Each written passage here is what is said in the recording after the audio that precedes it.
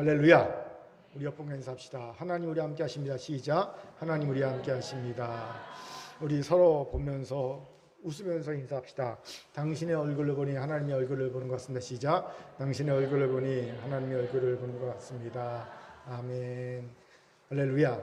온라인으로 예배드리는 분도 하나님 우리 함께 하십니다. 아멘. 다 저를 주목해 주시기 바랍니다. 많은 사람들이 클래식 음악이나 미술을 어려워하지요. 꺼려합니다. 왜일까요? 자꾸 머리로 이해하려고 하고 지식적으로 알려고 하기 때문입니다. 저도 예전에 이런 적이 있어요. 그래서 클래식 음악과 미술에 대한 책을 잔뜩 써갖고 열독한 적이 있습니다. 그 결과는 좌절이었어요. 왜 이렇게 되었을까요? 제가 나중에 깨달은 사실이지만 클래식 음악이나 미술은요, 머리로 알고 이해하는 것이 아니라 가슴으로 느끼는 것이더라고요. 우리가 마치 아름다운 자연을 보면 머리로 알고 지적으로 이해하려고 하기보다는 가슴을 열고 가슴으로 느끼려고 하듯이 말입니다. 그렇게 해야 한다는 거예요. 그냥 음악에, 그림에 나를 맡기면 아주 훌륭하게 클래식 음악과 미술을 만끽할 수 있다는 것을요, 나중에 깨닫게 되었어요. 그 뒤로는요, 음악을 듣든 미술을 대하든 너무 좋습니다. 제가 클래식 음악도 자주 듣고요, 미술관도 종종 가는데 정말 행복해요. 가서 있으면 그냥 시간 가는지 모르겠어요. 제가 영국 런던에 가서 런던 미술관 가고 작품 하나에 한 2시간 있었네요. 하나 보고 딱 2시간 동안 있는데 그렇게 행복할 수가 없어요. 그런데 왜 많은 사람들이 느끼지 않고 머리로 이해하려고 하는지 아십니까? 우리의 뇌는요, 알고자 하는 욕구가 아주 강하기 때문입니다. 그렇게 우리의 뇌는 알 수 없고 이해할 수 없는 대상을 만나면 굉장히 괴로워합니다. 그 대표적인 것이 바로 클래식 음악과 미술이에요. 우리의 뇌가 굉장히 부담스러워하고 괴로워하는 게 클래식 음악과 미술입니다. 왜요? 이거는요, 머리로 알고 머리로 이해하는 것이 아니라 가슴으로, 마음으로 느끼는 것이니까 굉장히 어려워하는 거예요. 이런 우리 뇌가 알고자 하는 욕구를 만족시키기 위해 만든 대표적인 게 뭐냐면 매뉴얼이에요. 매뉴얼. 여러분, 매뉴얼만 있으면 그 자리에서 벌어지는 모든 현상을요, 모두 아는 것으로 정리해 버릴 수 있고요, 대처법도 정할 수 있기 때문이지요. 즉, 매뉴얼은 알고자 하는 뇌가 고민하지 않도록 고안된 것입니다. 이런 알고자 하는 욕구가 강한 우리 뇌로 인해 우리 인생은요, 답이 없을 때 정말 힘들어합니다. 그리고 어떻게 하든지 답을 찾아내려고 애를 쓰지요. 이런 우리 뇌를 이용한 상술이 하나 있어요. 드라마를 보면 꼭 엔딩, 마무리 부분에서 아쉬움을 남기지 않습니까?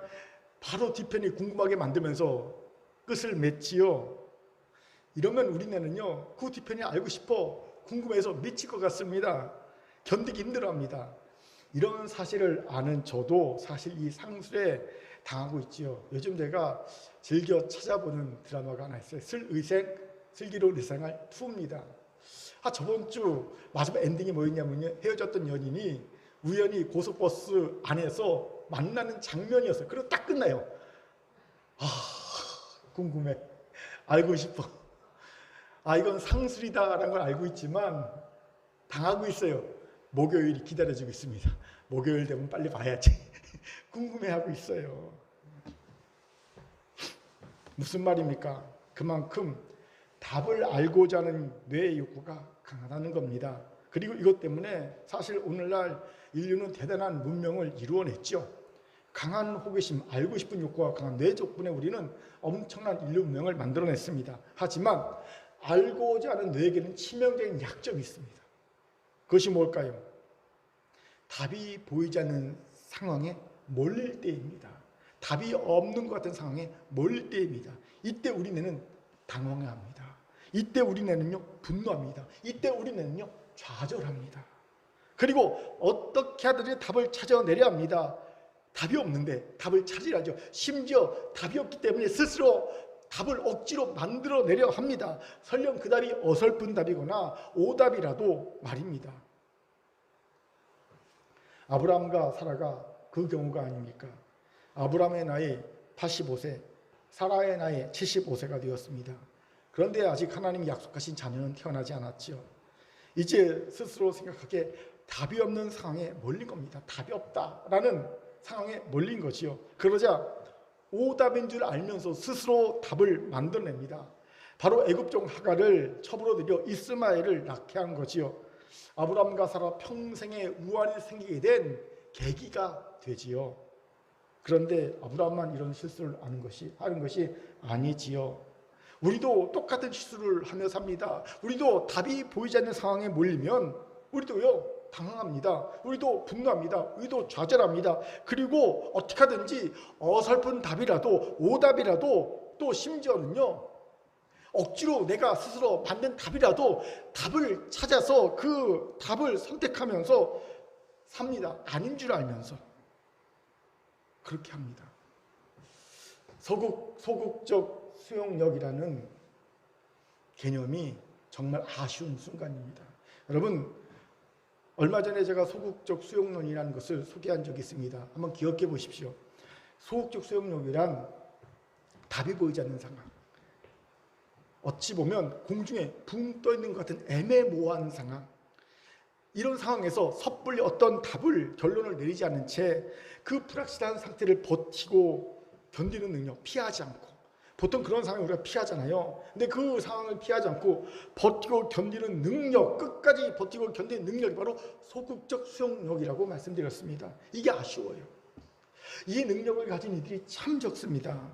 다들 어떻게 하든지 빨리 답을 찾아내고 빨리 뭔가를 결정 지으려고만 합니다. 그리고 나서 후회하지요. 제가 저를 돌아보니까 지금에 와서야 후회하는 것들을 보면 대부분 알고자 하는 뇌에게 져서 답이 없는 상황에서 소극적 수용력을 갖지 못한 채 내린 결정들이었다는 거죠. 섣부른 결정들, 오답들이었다는 겁니다. 그렇게 사랑하는 큰교회 성도 여러분, 지금 답이 안 보이는 상황 속에서 억지로 답을 찾고 계신 분들이 있습니까? 그 과정에서 당황도 되고 화도 나고 좌절도 되십니까? 그렇다면 지금이 소극적 수용력을 가질 때임을 아시기 바랍니다. 답을 찾으려고도 또 이 상황을 피하려고도 하지 말고 그냥 그 상태를 버티세요. 때가 되면 그렇게 찾아도 없던 답이 자연스럽게 나를 찾아올 거예요. 답이 나를 찾아올 겁니다. 그리고는 하나님 앞에서 완전한 자로 우뚝 서게 될 겁니다. 오늘 이런 은혜가 있기를 주의 이름으로 축원합니다. 아멘. 옆분하고 이렇게 인사합시다. 소극적 수용력을 가집시다. 시작. 소극적 수용력을 가집시다. 아멘. 이런 의가 오늘 본문에 아브라함이 귀한 통찰을 주지요. 왜입니까? 우리처럼 소극적 수용력을 가지지 못해 큰 낭패를 겪었던 아브라함이 소극적 수용력을 가진 이로 변화된 모습을 본문에서 볼 수 있기 때문이죠. 무슨 말입니까? 이미 말한 대로 85세까지 아브라함에게는 소극적 수용력이 없었습니다. 그는 하나님의 약속을 믿고 가나안 땅에 온 지 10년이 지나서 자신의 나이 85세, 아내의 나이 75세가 되었구만 여전히 자녀도 없고 땅도 없고 그저 자기는 이방 나가며 떠돌아다니며 사는 왠지 붕 떠 있는 것 같은 애매모호한 삶을 견디기 어려웠어요. 뭐 손에 잡힌 거 하나도 없잖아요. 10년이 넘었는데 이제 나이 85세, 75세 됐는데 집도 없고 자녀도 없고 그냥 여전히 돌아다니며 살아야 되는 정말로 그런 애매모호한 이 상태를 견디기 어려웠습니다. 이거 한마디로 답이 없는 삶 아닙니까? 그치요? 답이 보이지 않는 삶 아닙니까? 이런 상태에서 소극적 수용력이 없던 아브라함과 사라는요, 누가 나타난 아브라함의 아들이면 되잖아. 나는 자기 합리화를 만듭니다. 그리고 애굽종 하갈과 이스마엘은 오답을 스스로 만들어냅니다. 오답인 줄 알면서 스스로 이 오답을 만들어내죠. 그런데 하나님은요, 이 오답에 대해 진노하셨습니다. 그 진노의 증거가 무엇입니까? 같이 창세기 16장 16절부터 17장 1절까지를 힘있게 읽겠습니다. 시작. 하갈이 아브라함에게 이스마엘을 낳았을 때에 아브라함이 86세였더라. 아브라함이 99세 때 여호와께서 아브라함에게 나타나서 그에게 이르시되 나는 전능한 하나님이라 너는 내 앞에서 행하여 완전하라. 아멘. 보세요. 아브라함의 나이 86세 이스마엘이 태어났지요. 그리고 그 뒤로 이어지는 본문 보면 아브라함의 나이 99세에 하나님이 아브라함에게 나타나셨다라고 말합니다. 여러분 뭔가 이상하지 않습니까? 이상합니다. 뭐가 이상합니까? 86세부터 99세까지 약 13년 동안의 아브라함의 기록, 다른 말로 하나님이 아브라함을 어떻게 인도하셨고 하나님과 아브라함이 어떻게 교제했는지에 대한 그 기록이 없어요. 즉 기록할 만한 일이 아브라함과 하나님 사이에 없다는 겁니다. 이 말의 다른 의미가 뭔지 아십니까? 하나님의 13년 동안의 침묵이라는 겁니다. 침묵. 그렇습니다. 13년 동안 하나님은 아브라함에게 침묵하셨습니다. 그런데 이런 하나님의 침묵을 아브라함의 입장에서는요, 어떻게 다른 말로 표현할 수 있습니까? 답이 없는 답답하고 애매한 상태. 생각해 보세요. 하나님이 아브라함과 사라의 죄에 대해 야단치시고 너 왜 하갈을 들여 이스마엘을 낳아? 야단을 치시고 그에 합당한 징벌을 내셨으면 너 그것 때문에 내가 너 병나게 할게. 그것 때문에 너 하갈과 이스마엘 내쫓아. 뭐 이런 징벌을 내셨으면 답이 없지 않아요. 애매하지 않아요. 답답하지 않을 겁니다. 하나님이 원치 않았던 인구 조사를 했던 다윗을 보면 하나님께서 말씀하셨고 너 죄야. 그리고 바로 3일의 전염병을 주시죠. 징벌을 주시죠. 그런 뒤에 다윗을 회복시켜 주십니다. 애매하지 않아요. 깔끔합니다. 예. 명확합니다. 하지만 아브라함의 경우는요 굉장히 애매하죠. 잘못한 것 같은데 하나님은 하갈과 이스마엘을 버리라는 말씀이 없어요. 여러분 보세요. 하나님께서 오히려 하갈과 이스마엘을요 아브라함에게 돌려보내시죠. 버리라는 말씀이 없어요. 니들이 품어 오르십니다. 그렇다고 죄가 아닌 것 아닌 거 아니에요. 죄예요. 죄를 용서하신다는 말씀도 없습니다. 그저 침묵하십니다. 애매하죠. 답답하죠. 그것도 한두 달 침묵하신 게 아니죠. 무려 13년은 긴 시간입니다. 젊은 이들에게는 13년이 견딜 만한 시간일 수 있습니다. 하지만 86세의 노인 아브라함이 느끼는 13년이란 정말 긴 시간이었을 겁니다.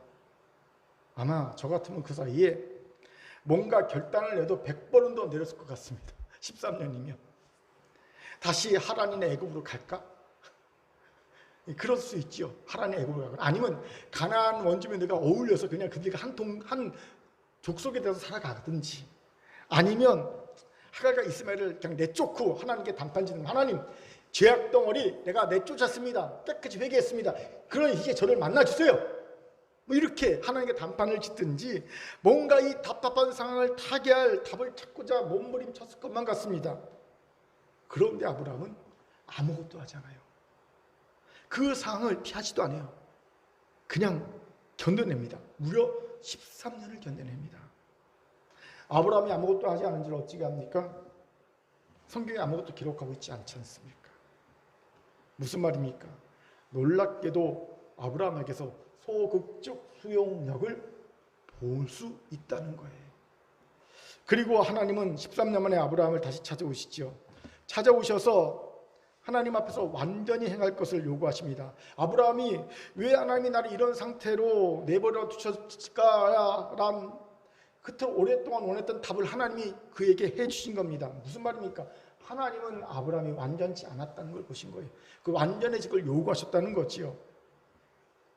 그뿐이 아닙니다. 아브라함에게 다시 약속을 주시죠. 그런데 이번에는요, 그 약속이 아주 명확합니다. 내년 이맘때 네 아내 사라가 아들을 낳을 것이라고 아주 명확한 구체적인 약속을 주시지요. 13년의 답이 없고 답답하고 애매한 상태를 상세하고 남는 은혜를 주십니다. 이것에 주목합시다. 때로는 적극적으로 답을 찾고 행동하는 적극적 수용력보다 피하지 않고 버티고 견디는 소극적 수용력이 필요할 때가 있습니다. 저는 작금의 코로나 상황이 바로 그런 때가 아닌가 생각합니다. 작년에는 기억해 보세요. 우리 교회가 어떻게 행했는가, 제가 어떻게 행했는가. 적극적 수용력을 가지고 답을 찾고 상황을 돌파하려고 애를 썼죠. 그건 그때 올바른 답이었고요. 그때 올바른 행동이었습니다. 지금 돌아보니까 그때는 참 적절한 답이었고 적절한 행동이었다 생각합니다. 그런데 지금의 상황은요, 소극적 수용력을 하나님이 원하신다라는 생각을 하게 되었습니다. 답이 보이지 않는 상황이기 때문이죠. 답이 안 찾아져요. 거리두기도 안 되잖아요. 열심히 거리두겠지만 안 되지요. 백신도 안 된다는 것이 여실히 드러났어요. 백신만 맞으면 다 될 줄 알았는데 이제는 백신 맞아도 안 된다는 것이 여실히 드러나지 않습니까? 이런 고민으로 기도하다가 하나님이 주신 말씀이 오늘 본문이었습니다. 그렇게 오늘 본문을 통해 어떻게 소극적 수용력이 없던 아브라함이 소극적 수용력을 가진 사람이 되었을까가 정말 중요합니다. 이것을 깨달아야 합니다. 그래서 우리도 아브라함처럼 이때에 맞는 소극적 수용력을 가질 수 있어야 합니다. 믿으시면 아멘. 아멘. 그럼 어떻게 아브라함은 소극적 수용력을 가질 수 있었을까요? 간단히 살펴봅시다. 먼저 아브라함은 억울한 감정에 휘둘리지 않았기 때문이라는 거예요. 무슨 말입니까? 상황을 보면 아브라함에게 억울함의 감정이 생길만 했음을 보지요. 생각해 보세요. 이 모든 사태가 누구 때문에 일어났습니까? 아내 사라 탓입니다. 아내 사라가 임신하지 못했게 생긴 일입니다. 아내 사라가 애굽종 하갈을 취하라고 자신을 닥달했기 때문에 생긴 일입니다. 그런데 사라가 또 하갈이 임신하자 마음이 돌변하죠. 그리고 하갈을 내쫓아 닥달합니다. 그런데 그때 한 말이 참 어이가 없습니다. 창세기 16장 5절로 한번 힘있게 읽겠습니다. 같이 읽죠. 시작. 사레가 아브라함에게 이르되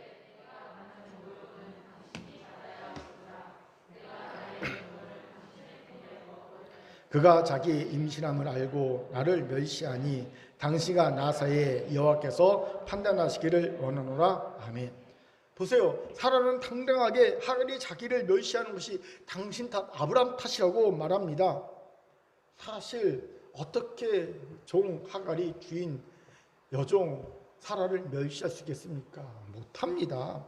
이어진 6절을 보면 도리어 사라가 하갈을 학대 하갈이 도망치지 않습니까? 그런데 사라가 이렇게 말합니다. 이유가 뭡니까? 남편을 원망하는 겁니다. 남편에게 모든 탓을 돌리고 싶은 마음 때문인 거예요. 보니까 사라가 그렇게 성질이 좋았던 여자는 아니었던 것 같습니다. 아무튼 아브라함은 억울했지만 참습니다. 아내의 요구대로 다 들어주죠. 그러자 사라는 하갈을 학대하고 하갈은 도망치지요. 하지만 하나님은 하갈을 긍휼히 여기셔서 광야에서 그녀를 구원하시고 다시 그녀에게 아브라함 품으로 돌아가라고 말씀해 주시죠. 자, 그럼 이제 어떤 일이 일어날까요? 하갈은 하나님이 지켜주심의 증거가 나타났죠. 섣불리 하갈을 건드려서는 안 된다는 것을 이제 알게 됐죠. 그러니 하갈은 사라가 못 건드립니다. 자, 그러면 어떻게 합니까? 이제 만만한 남편을 들릴 볶는 일만 남은 거예요. 예, 13년 동안 무슨 일이 예상됩니까? 아브라함을 사라가 들들 볶고 잔소리하고 모질게 구는 모습이 상상이 됩니다. 괴롭힘이 예상이 됩니다. 그러니 생각해 보세요. 아브라함의 입장에서 얼마나 억울하겠습니까? 그런데 놀랍게도 아브라함은 억울함의 감정에 휩쓸리지 않았다는 거지요. 만약 아브라함이 억울함의 감정에 휩쓸렸다면 그는요 절대로 가만히 있지 않고 빨리 그 억울함을 풀 뭔가를 하려 했을 겁니다. 사라와 이혼하든지 아니면 하갈을 내쫓든지 뭔가 좌우당간 결단을 내렸을 것 같습니다. 사람이 억울함의 감정에 휩쓸리면요 가만히 있지 않거든요. 야곱 보세요. 야곱은 너무 억울했어요. 태어나자마자 몇 초 차이로 자기가 장자가 아니고 차자래요. 그런데 몇 초 차이 형 에서가 딱 다리 잡고 나왔으니 몇 초 차이죠. 그 형 에서가 장자권을 모두가 다 가져간대. 이게 얼마나 억울합니까? 이 야곱은 이 억울함을요 참고 견딜 수가 없었습니다. 그렇게 그는 적극적으로 그 문제를 억울함의 문제를 풀려고 하죠. 그러니 아버지 이삭과 형 에서를 속이고 장자권과 축복권을 빼앗지 않습니까? 억울함의 감정이 휘둘리면요 가만히 있지 못한다는 거예요. 이렇게 행동한다는 거지요. 물론 그 결과 야곱은 험악한 세월을 보내긴 합니다. 보세요. 이것이 억울함의 감정에 휩쓸린 이들의 모습입니다. 그렇게 이런 이들은 절대로 소극적 수용력을 가질 수 없습니다. 그런데 놀랍게도 사람들은요 나름대로 다 억울하더라고요. 제가 TV를 집에서 아무 생각 없이 TV를 이렇게 돌리다가 잠깐 어떤 드라마인지 모르지만 잠깐 한 장면을 보고 스쳐 지나갔는데 이런 장면이 나왔어요. 3년 터울 누나와 남동생이 대화하는 장면이었어요. 누나가 이런 말합니다. 난 태어난 지 3년 만에 너 때문에 외동딸의 지위를 잃었어. 네가 태어나서 외동딸의 지위를 잃었다는 거예요. 그러니까 그 말을 받아서 남동생이 이런 말을 합니다. 난 태어나자마자 누나 때문에 외동아들의 지위를 잃었어. 자기는 태어나자마자 외동아들의 지위를 잃었다는 거예요. 누나는 누나대로 동생은 동생대로 억울하다는 주장이 말이 되지 않습니까? 이것을 보면서 문득 그래, 세상 사람들은 다 무슨 이유든지 다 억울함의 이유가 있구나, 감정이 있구나. 실제로 성도들을 상담하다 보면 그 마음 깊숙한 곳에 억울함의 감정이 있음을 확인하게 됩니다. 그런데 평소에는 그 억울함의 감정이 무의식의 수면 밑으로 쑥 가라앉아 있어요. 그러다가 어느 날 갑자기 어떤 외부의 충격이 딱 가해지면요, 그 무의식의 수면에 가라앉던 그 억울함의 감정이 수면 위로 딱 떠오르는 거예요. 그리고 어떻게 하든지 빨리 이 억울함의 감정이 풀 행동을 하게끔 우리를 재촉합니다. 뭔가 하게 합니다. 그러니까 소극적 수용력을 갈 수가 없는 겁니다. 견뎌낼 수가 없는 거죠. 그래서 이 억울함의 감정을 풀기 위해서라면 어설픈 답이라도 상관없어요. 오답이라도 상관없습니다. 스스로 맞는 답이라도 상관없어요. 그냥 어떻든 그 답을 가지고 문제를 풀려고 합니다. 그러니 여러분, 억울함의 감정에 휩쓸리게 되면요, 소극적 수용력과는 거리가 멀어지게 되는 거지요. 그렇기에 억울함의 감정에 휘둘리면 안 됩니다. 어찌합니까? 억울함의 감정 십자가에서 처리해야 합니다. 이건 정신분석학자들의 주장과 일맥상통하죠. 이 소극적 수용력이라는 단어를 처음 말한 사람은요, 심리학자가 아니라 사실 영국의 천재신 키치라는 사람이었어요. 그런데 이 키치의 말을요, 170년 후에 영국의 정신분석학자인 비온이라는 사람이 학문적 영역으로 넓혔습니다. 그런데 이 비온이 소극적 수용력을 키우는 방법에 대해 이런 황당한 충격적인 말을 한 적이 있어요. 어떻게 소극적 수용력을 키우나? 방법은 이렇다. 기억도 없고 이해도 없고 욕망도 없는 상태를 만들면 된다. 기억도 없고 이해도 없고 욕망도 없는 상태를 만들면 된다. 그러면 소극적 수용력이 키워진다는 거예요. 쉽게 말해 우리 뇌가 가진 기억과 이해와 욕망 때문에 우리는 답이 없는 상태를 견디지 못한다는 거예요. 이미 말한 대로 뇌는 무엇이 다 알고자 하고 기억하려 하고 모르는 것이 좀 불안해하고 어떻게 하든 답을 찾으려 하기 때문이지요. 그중 욕망 없는 상태가 바로 억울함의 감정을 십자가에 처리한 상태와 일맥상통합니다. 인간이 어떻게 욕망이 없을 수 있겠습니까? 십자가에서 우리의 욕망을 처리하면 되잖아요. 그렇게 이제 억울함의 감정, 이 욕망을요, 십자가에서 처리해야 됩니다. 내 억울함의 감정은 예수와 함께 십자가에 못 박혀 죽었고 장사되었으면 나는 부활하여 새 생명을 살고 있다. 생명선 아멘. 다시 한번요. 내 억울함의 감정은 예수와 함께 십자가에 못 박혀 죽었고 장사되었으면 나는 부활하여 예수와 함께 생명을 살고 있다. 이 믿음의 고백인 거예요. 그렇습니다. 잘 들어보세요. 억울한 일을 당한 이는 오늘의 내가 아니라 과거의 나입니다. 오늘의 나는 어제의 나와 완전히 다릅니다. 어떻게 다르냐? DNA까지 다른 거예요. 왜요? 오늘 나는 새로운 피조물로 창조됐잖아요. 심지어 예수 믿기 전에 나와 지금의 예수 믿은 나는요, 정말 완벽하게 다른 존재입니다. DNA까지 다른 존재인 거예요. 즉 예전에 억울한 나는 이미 죽었습니다. 지금 나는 억울한 일 하나도 없는 새로운 피조물인 거예요. 그런데 자꾸 어제나 과거에나 심지어는 예수 믿기 전에 나를 오늘의 나로 착각하는 거예요. 여러분, 이 얼마나 믿음 없는 겁니까? 내가 새로운 피조물인데 왜 예수 믿기 전에 억울한 나가 오늘의 나입니까? 왜 어제나 과거에 억울한 나가 왜 오늘의 나입니까? 아니에요. 오늘의 나는 예수의 피조물입니다. 새로운 참 피조물입니다. 완벽히 새로운 존재로 거듭났습니다. 달라요, 달라. 우리가 얼마나 놀라운 십자가의 구속의 은혜로 새 피조물이 되었는지, 매일 새 피조물로 창조되는지를 모르는 이들이 너무 많습니다. 그러니 나와 상관없는 예전의 나를 자꾸 오늘의 나로 대입시켜서 억울해하는 거예요. 억울함의 감정을 갖고 사는 겁니다. 기가 막힌 일이죠. 그렇게 이제 억울함의 감정이 나를 휘두르고 있습니까? 바로 십자가 앞에 나아가 십자가의 구속의 은혜로 내가 새로운 피조물이 되었음을 선포하시기 바랍니다. 선포하세요. 억울한 과거는 내가 아니야. 억울한 나는 내가 아니야. 선포하시기 바랍니다. 하나님이 우리를 새롭게 창조해 주실 것이고요, 그 순간 나는 억울할 것 하나 없는 새로운 피조물로 거듭나게 될 줄 믿습니다. 이러면 소극적 수용력을 가질 수 있어요. 제게도 억울함의 감정이 있었지요. 왜 없겠습니까? 나름 잘났다고 생각하는데 나보다 못난 사람들은 훨씬 더 잘 나가고 있고 나는 뭐 개척교회하면서 힘드니 정말 억울했지요. 그때는요 답이 없는 상황을 견딜 수가 없었어요. 그래서 어떻게 하든지 억울함을 풀 방법을, 답을 찾으려고 애를 썼습니다. 그러니 여러분 제가 행복했겠습니까? 행복할 리가 없죠. 그런데 지금은 억울하지 않습니다. 억울한 나의 연수는 이미 십자가에 못 박혀 죽었음을 내가 믿고 선포했기 때문입니다. 저는 이제 억울하지 않아요.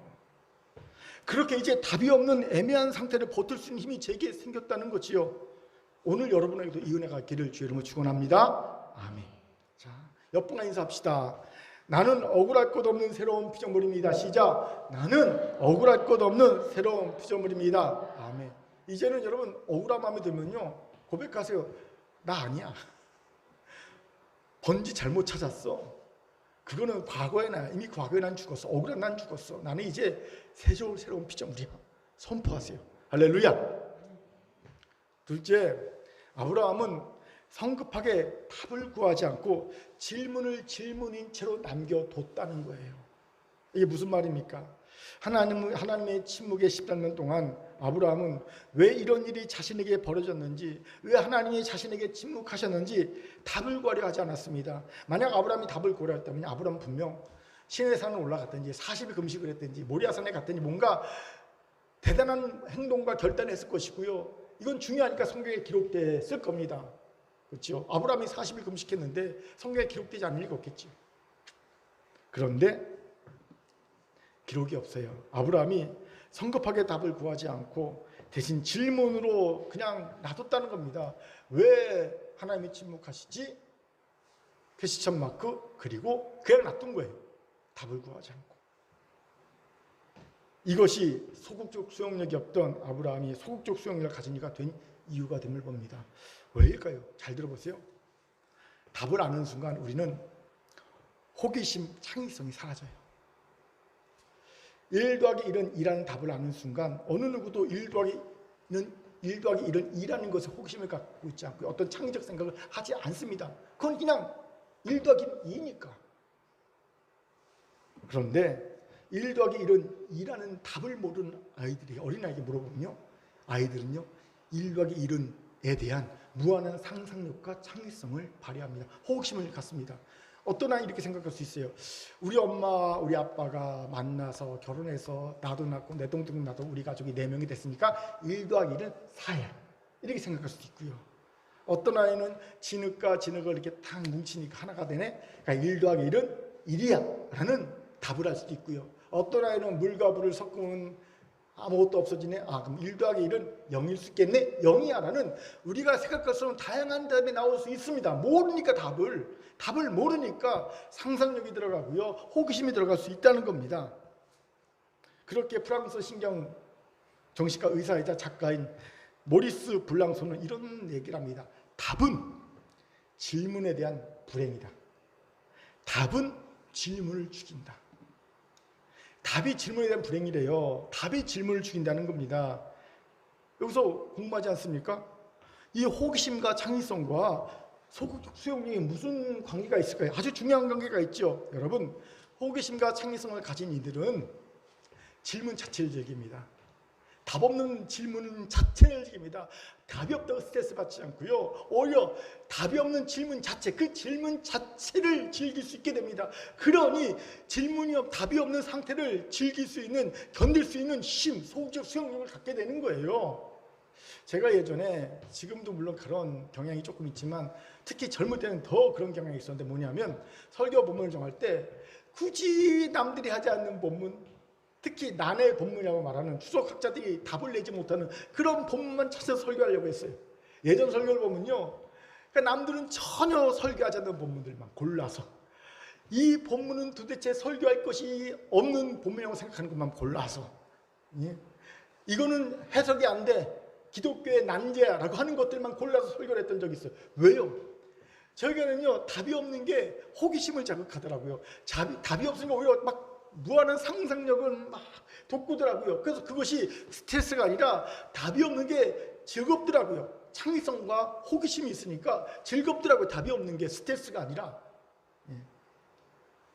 그런데 아직도 대부분의 사람들은요, 답을 찾으려 합니다. 그리고 그래서 질문을 내버려 두질 않아요. 질문에 무조건 답이 있어야 한다고 생각해요. 무조건 질문에 답을 달아야 한다고 생각해요. 그러다 보니 실수를 하고 죄를 범하게 되더라는 거죠. 욥의 친구들 보세요. 욥의 친구들은 욥이 고난당했다는 얘기를 듣고 놀라서 찾아와서 위로하려고 왔습니다. 그 욥의 상태를 보니까 왜? 라는 질문이 생깁니다. 왜 욥에게 이런 일이 벌어졌을까? 질문이 생기죠. 그리고 그들은 무조건 답을 찾으려고 합니다. 억지로 답을 찾으려고 해요. 그래서 그들이 다 답은 섣부른 답이죠. 그들이 찾은 답은 뭡니까? 죄를 졌기 때문이다. 죄를 져서 이런 고난이 온다. 이런 답을 찾았죠. 그래서 결국 욥하고 싸우잖아요. 위로하러 왔던 친구들이 욥을 비난하고 정죄하는 이들로 몰락하지 않습니까? 나중에 하나님께 이 세 친구들 책망받지요. 우리가 딱 그래요. 우리는 무조건 질문엔 답을 찾아야 하고요. 어설픈 답을 찾아서 죄를 짓습니다. 하나님께 책망받습니다. 질문이 생기죠. 왜 우리는 이런 답의 목을 맬까요? 왜 굳이 답의 목을 맬까요? 틀리면 안 된다는 강박증이 있기 때문입니다. 우리나라의 경우는 특별히 어릴 때부터 정답을 찾아야만 되는 훈련을 열심히 받았지 않습니까? 사지선다형에서 무조건 정답 찾아야 되죠. 꼭 4개 안에 정답이 있는 거야. 그거 하나 아니면 다 틀리는 거잖아요. 이걸 꾸준히 훈련받았지 않습니까? 그러다 보니 시험지가 아닌 인생에도 정답이 있는 줄 알아요. 인생에도 정답이 있는 줄 알아요. 여러분, 인생에는 정답이 없어요. 대신 인생에는요, 해답만이 있을 뿐입니다. 참고로 정답은요, 오직 하나의 답입니다. 그렇기에 그 답 외에는 다 오답이고 틀린 거예요. 하지만 해답은요, 이거는 각자의 답입니다. 그러다 보니 다 답이 다른 게 해답인 거예요. 여러분, 인생을 살아보니 인생에 정답이 있던가요? 저는요, 54살을 살아보니까 정답이 없고 해답이 있더라고요. 사람마다 다른 답을 갖고 살더라는 거죠. 정답이 없더라는 거예요. 여기서 이런 궁금증이 생깁니다. 목사님, 그래도 하나님 말씀은 정답 아닙니까? 맞아요. 하나님 말씀은 정답입니다. 하지만 그 말씀대로 사는 것에는 각자의 해답이 있어요. 예를 들어 하나님을 사랑하라. 정답입니까? 아닙니까? 정답이에요. 이건 맞습니다. 하나님을 사랑하는 정답입니다. 그런데 이 하나님을 사랑하라 말씀을 듣고 나는 그래 하나님을 사랑하니까 예배를 열심히 드려야지. 나는 하나님을 사랑하니까 이웃을 섬겨야지. 나는 하나님을 사랑하니까 봉사해야지. 각자 다른 해답을 갖고 살아갑니다. 이게 우리 인생이에요. 하나님의 말씀은 정답이지만 그 정답의 말씀을 가지고 살아가는 실천하는 모습은 해답인 거예요. 각자 해답을 갖고 살아갑니다. 그렇기에 여러분, 정답만을 가져야 된다. 이거 벗어나야 합니다. 그런데 여기서 우리도 정답 강박증에 걸린 듯 정답만을 찾으려 하죠. 정답이 아니면 틀린 줄 아는 거예요. 내가 아는 정답 아닌 삶을 살아가는 사람 보면 다 틀렸다고 얘기합니다. 틀렸어. 아닌데. 그렇게 이제 정답이 아닌 해답을 가지려고 해야 합니다. 이러면 답에 목매이지 않고 인생의 질문 자체를 호기심 가지고 창의성을 가지고 바라볼 수 있어요. 질문 자체로 바라볼 수 있어요. 소극적 수용력이 생기는 거예요. 질문 자체로 두고 즐기는 거예요. 그러니까 질문을 답을 섣불리 찾아지 않고 그 질문을 놔두고 이렇게 바라보면서 즐기는 거예요. 마치 자린고비가 이렇게 갈비 하나, 이게 조기인가요? 딱 걸어놓고 이렇게 바라보면서 밥 먹듯이 질문을 딱 놓고 쳐다보면서 계속 즐기는 거예요. 인생의 질문을 놓고. 사실 제가 이런 얘기를 하는 것을 저를 정말 잘하는 이들이 들으면 의외다라고 생각할 것 같아요. 왜냐하면 그동안 저는 정답만을 찾으려고 애를 썼기 때문이죠. 그러다 보니 저는 애매하고 답이 없는 상태를 견디지 못하겠더라고요. 내 자신만 견디지 못하는 것이 아니라 성도들이 애매하고 답을 못 찾고 있으면 제가 못 견디겠어요. 그래서 어떻게 하든 성도들을 찾아가서 빨리 그 답을 찾고 그 문제를 해결하도록 막 독려하고 건면하고 기도해 줬어요. 실상은 질문도 놔둔 채 견디고 버티겠어야 하는데 말이죠. 제가 한 25년 이상 목회하다 보니까 이제 제가 뭔가 드러나는 것이 있어요. 제가 빨리 찾아가서 답을 찾아주고 그 답대로 살도록 건면하고 독려하고 기도했던 이들은 보니까 하나님께 대한 호기심도 열등도 사랑도 사그라진 일이 되어버린 반면 간혹 제가 바빠서 혹은 다른 이유로 질문에 적절한 답을 못해주고 그냥 질문을 질문처럼 놔둔 성도는 도리어 하나님께 대한 호기심과 열정과 사랑이 여전히 살아있는 사람을 성숙히 있더라는 겁니다. 전혀 다른 일이 벌어진 거예요. 결과가 나타난 거예요. 마치 본문의 아브라함이 질문 자체를 남겨두고 답을 찾지 않을 때 도리어 하나님 경외의 신앙이 성숙했듯이 13년이 질문 자체로 나타난 13년이 그를 경외의 사람을 성숙했듯이 말입니다. 그렇게 여러분, 우리 인생 중에 질문이 생겼습니까? 그 질문에 정답을 못 찾으면 죽을 것 같습니까? 왜 내게 이런 일이 생겼을까요, 하나님? 왜 우리 가족에 이런 일이 생겼을까요, 하나님? 왜 우리 남편, 우리 아내, 우리 자녀도 왜 이럴까요, 하나님? 이렇게 기도하고 이렇게 애쓰고 수고하는데 왜요, 하나님? 이 질문이 생기고 이 질문에 답이 없어서 너무 애쓰고 힘듭니까? 여러분, 죽을 것 같아도 죽지 않아요. 그냥 그 질문을 남겨두고 그 질문 자체를 즐겨보세요. 조금 전에 소개한 모리스 블랑소의 말입니다. 의미가 있어 소개합니다. 하지만 새삼 생각해보지 않을 수 없었다. 수수께끼나 질문에는 쉽게 답을 내리지 않는 편이 낫지 않을까 하고 말이다. 그 의문을 마음에 품고 이를 사람의 체온으로 성장시켜 더욱 심한 질문으로 발전시켜 나가는 것이 어떨까. 때로는 한층 더 심해진 수수께끼가 얄팍한 답변보다 마음에도 소중하게 남는 듯하다. 그래요. 질문에 섣부른 답을 하지 말고 질문을 마음에 품제 질문 남겨두고 질문을 곱씹고 질문을 내 체온으로 성장시키면 그 질문이 성숙해요. 그 질문이 정말 고도의 정말로 심오한 질문으로 성숙합니다. 그 질문과 함께 내가 성숙해요. 나를 성숙시킵니다.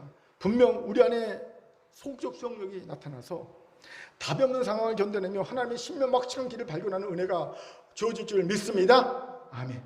자, 옆분과 인사합시다. 질문으로 남겨둡시다. 시작. 세 번째로 아브라함이 소극적 수용력을 가질 수 있었던 이유로는요, 인간적인 열정이 사그라졌기 때문임을 봅니다.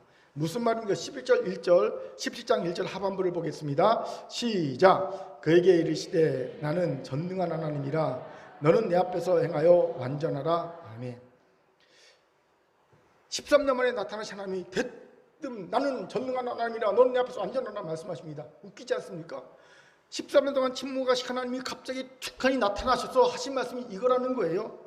왜요? 왜 13년 만에 나타나서 이런 말씀하셨을까요? 중요한 이유가 있습니다. 이것이 13년 동안 하나님이 침묵하시면서 아브라함을 끊임없이 감찰하신 결과 아브라함에게서 발견하신 그의 연약함이었기 때문입니다. 하나님은 13년 동안 침묵하시면서 그를 모른 채 하신 것이 아니에요.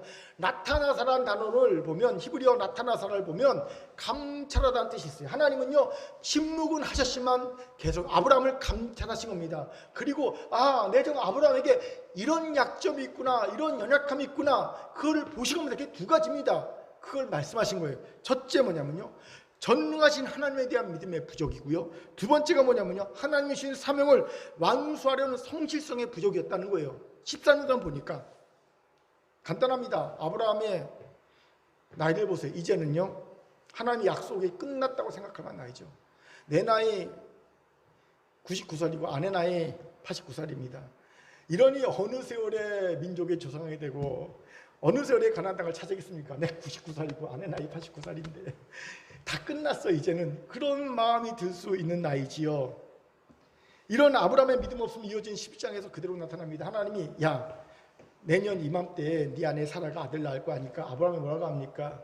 그냥 이스마엘 하나만 잘 살게 해주세요. 속으로 씩 웃으면서.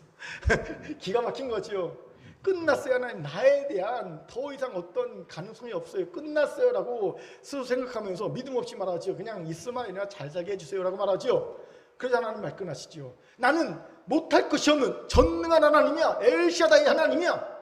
아브라함의 믿음 없음을 책망하시면서 자신의 호칭을 드러내시는 거예요. 그의 연약함이죠. 아브라함의 연약함. 또 아브라함은 하나님이 주신 사명을 완수하려는데 이 성실성이 부족했어요. 당연합니다. 여러분, 다 끝났다고 생각하는데 무슨 사명 완수니 무슨 성실이 있겠는가. 다 끝났는데 다 끝났는데 무슨 성실하게 사명 완수하겠냐는 거죠. 그렇게 하나님은요, 내 앞에서 완전하라 말씀하십니다. 이 완전하다로 번역된 히브리어가 타밈인데, 이 타밈은요 온전한 그리고 성실한이라는 뜻입니다. 온전한, 성실한. 그런데 이 단어는 완성하다, 완수하다는 동사에서 파생한 단어입니다. 완성하다, 완수하다. 즉 어떤 뜻이냐면요, 사명 완수의 성실해라는 겁니다. 너는 내 앞에서 완전하라 말은 너는 내 앞에서 내가 너에게 준 사명, 그 사명을 완수하는데 성실한 자가 되라는 말씀인 거예요. 하나님이 침묵하신 13년 동안 아브라함이 하나님이 주신 사명을 완수하는데 담을 쌓고 불성실하게 살았다는 것이 그림으로 그려지는 순간입니다. 보신 거죠. 다 끝났다고 생각하고 내가 준 사명 완수하는데 불성실한 모습으로 살았네? 라고 말씀하신 거예요. 그런데 여기에 반전 은혜가 있어요. 참 놀라워요. 하나님이 침묵하신 13년 동안 사명을 완수하고자 하는 아브라함의 열정이 사그라들었어요. 그런데 도리어 아브라함에게 뭐가 생긴지 아세요? 소극적 수용력이 생겼어요. 그렇습니다. 아브라함이 사명을 완수하는 열정을 가졌을 때, 그 인간 열정이 넘쳐났을 때 그는요 어찌하든지 답이 없는 상황에서 답을 찾으려고 애를 썼습니다. 그러니 하갈을 취해 이스마엘을 낳는 거죠. 오답이지만 열정이 있으니까 답을 찾으려고 했던 것 아니겠습니까? 그런데 14년 동안 열정이 식었어요. 그러면서 본인에게 정말 본인에게 소극적 수용력도 생겨버렸어요. 저는 이런 목회자들 종종 봅니다. 코로나19가 장기화되면서 할 수 있는 것이 없잖아요. 그러니까 목회자들도 인간이 이제 열정이 식어지더라고요.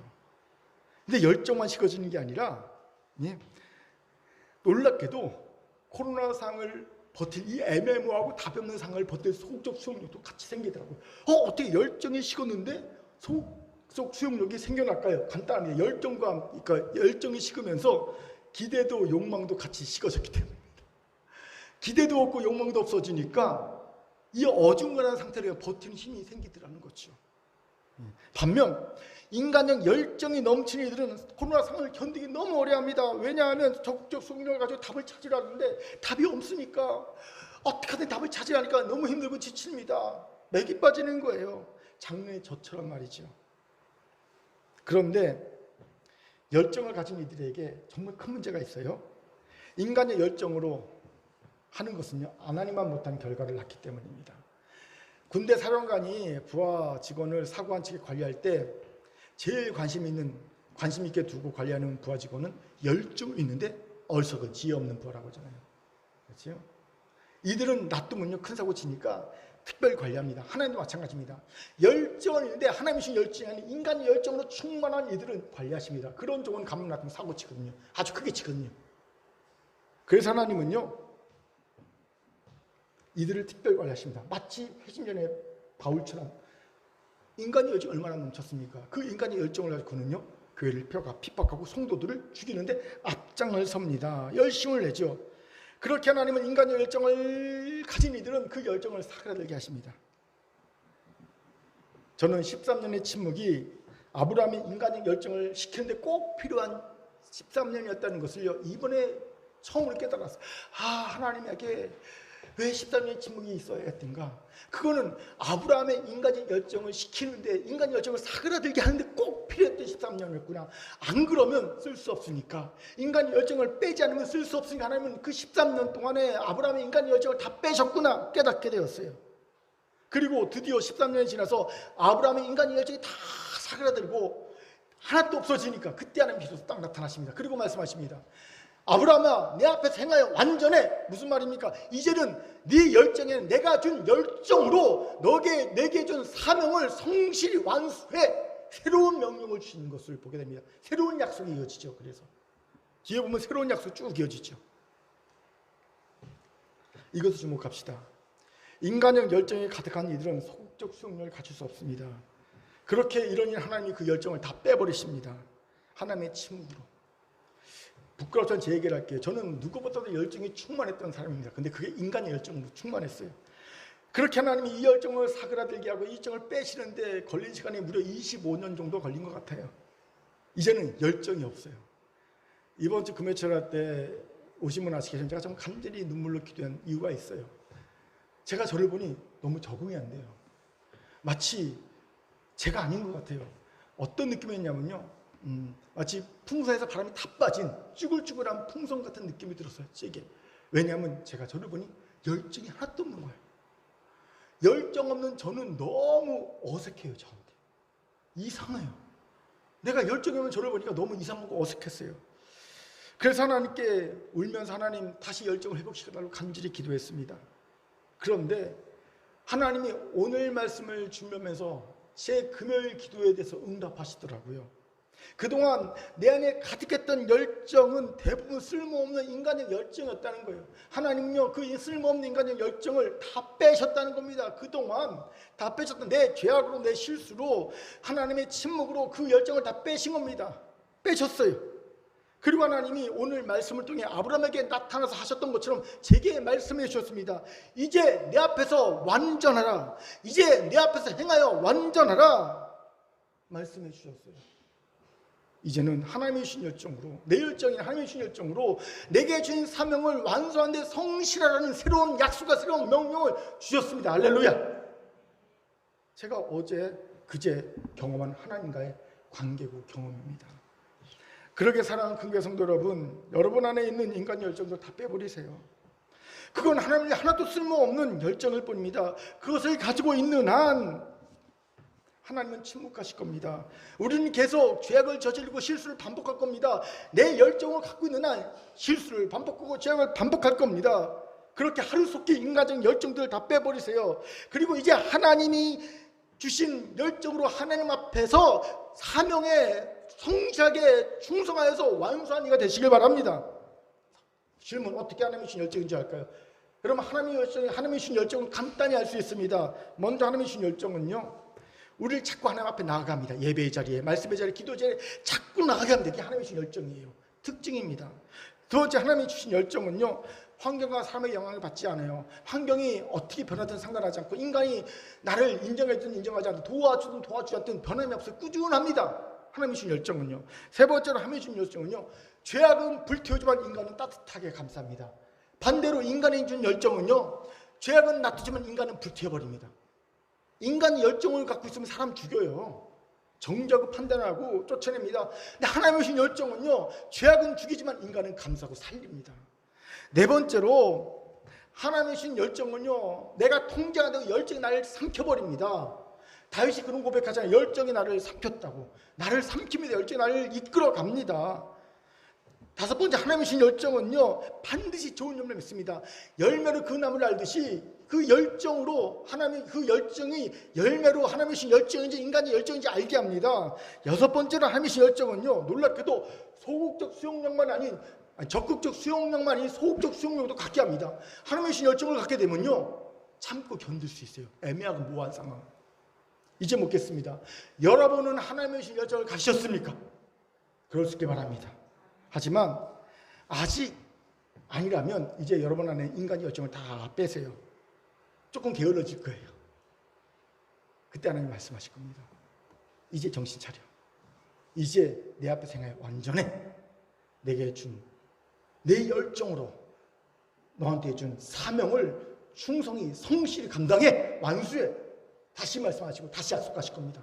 이런 일 누리는 저와 여러분 되기를 주의 이름으로 축원합니다. 아멘. 자, 옆분과 인사합시다. 하나님의 열정을 가지세요. 시작. 하나님의 열정을 가지세요. 이제 말씀 마치죠. 우리는 지금 답이 없는 시대를 살고 있어요. 단순히 코로나 때문이 아니죠. 사실 코로나가 없어도요, 우리는 말세치 말을 치닫고 있는 상황 속에 있어요. 사실 답이 없었어요, 우리 인간은. 그런데 설상가상 코로나가 덮쳐와서 이젠 정말 깜깜합니다. 칠흑같이 살고 있어요. 이때 우리에게 필요한 힘이 뭡니까? 소극적 수용력입니다. 그렇게 이제 우리 소극적 수용력을 가집시다. 이를 위해 오늘 말씀처럼 억울함의 감정 휘둘리지 맙시다. 오늘의 나는 어제의 억울한 나가 아니지요. 어제의 억울한 나는 십자가에 못 박혀 죽었습니다. 오늘 나는 새로운 피조물로 창조되었습니다. 아멘. 이 믿음으로 고백하세요. 그리고 성급하게 정답 구하지 말고요, 여러분 질문을 좀 즐겨보세요. 질문은 질문을 남겨둔 채 질문을 우리의 마음에서 우리의 체온으로 좀 성숙시키세요. 우리의 마음에 누구 우리의 체온으로 성숙시켜서 좀 우리의 심한 질문을 이렇게 업그레이드 시키시기 바랍니다. 그러면요, 인생에 놀라운 길이 보일 거예요. 세 번째, 인간의 열정을 다 빼고 하나님이 주신 열정으로 가득 채워 하나님이 주신 사명을 완수합시다. 오늘 답이 안 보이고 붕 떠있는 애매하고 어중간한 답답한 상황을 견뎌내고 버텨내요 하나님이 주신 해답을 가지고 주신 사명을 완수하는 저와 여러분 되기를 주의 이름으로 축원합니다. 아멘. 하나님의 신 말씀이었습니다. 기도하겠습니다. 사랑과 자비하는 참 감사합니다. 우린 지금 답이 없는 답답하고 애매하고 어중간한 상황을 지내고 있습니다. 하나님 이 상황에 지지 않게 하시고 하나님 이 상황과도 오히려 하나님 주신 소극적 수용력으로 이 상황을 이기고 마침내 하나님이 주신 사명을 완수하는 자들 다 되게 도와 주옵소서. 감사드리며 예수님 이름으로 기도합니다. 아멘.